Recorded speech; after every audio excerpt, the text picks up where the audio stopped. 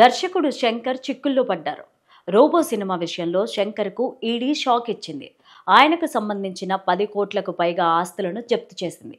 Money laundering చట్టం కింద ఈ నెల 17న శంకర్ ఆస్తులను జప్తు చేసినట్టు ఈడీ ప్రకటించింది. ఒక సినిమా కాపీరైట్ ఉల్లంఘనకు పాల్పడినట్టు వచ్చిన కేసులో ఇలా స్థిరాస్తులను అటాచ్ చేయడం ఇదే తొలిసారని ఈడీ అధికారులు తెలిపారు.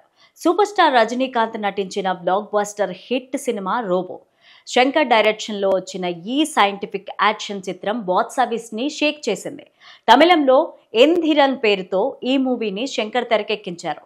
అయితే రోబో సినిమాను శంకర్ తన కథ జిగుబాను కాపీ కొట్టి తెరకెక్కించారంటూ ఆరూర్ తమిళనాథన్ అనే వ్యక్తి 2011లో పిటిషన్ దాఖలు చేశారు. శంకర్ కాపీరైట్ ఐటీపీ చట్టాలను ఉల్లంఘించారని పిటిషన్లో తెలిపారు.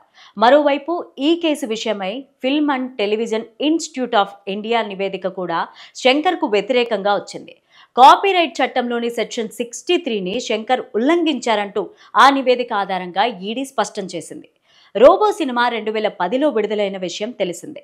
ఈ సినిమా కోసం శంకర్ 11.5 కోట్ల పారితోషికం అందుకున్నట్టు సమాచారం. రజనీకాంత్, ఐశ్వర్యరాయ్ నటించిన ఈ చిత్రం ప్రపంచవ్యాప్తంగా సూపర్ హిట్ అయింది. ఈ సినిమాతో దర్శకుడు శంకర్కు పాన్ ఇండియా రేంజ్లో గౌరవం రెట్టింపైపోయింది. శంకర్ తమిళ దర్శకుడే అయినా దేశం మొత్తం అభిమానులను సొంతం చేసుకున్నాడు. అలాంటి దర్శకుడు ఇప్పుడు పీకల్లోతు కష్టాల్లో ఉన్నారు. కొంతకాలంగా హిట్ లేకపోవడంతో పాటు కోర్టులో కేసులు ఎదుర్కొంటున్నారు. శంకర్ నుంచి వచ్చిన సినిమాలు ఈ మధ్య కాలంలో డిజాస్టర్లుగా నిలిచాయి. ఇండియన్ 2, రామ్ చరణ్ నటించిన గేమ్ చేంజర్ సినిమాలు కూడా డిజాస్టర్ అయ్యాయి. శంకర్తో సినిమా అంటే ఒకప్పుడు లాభాల పంట పండేది.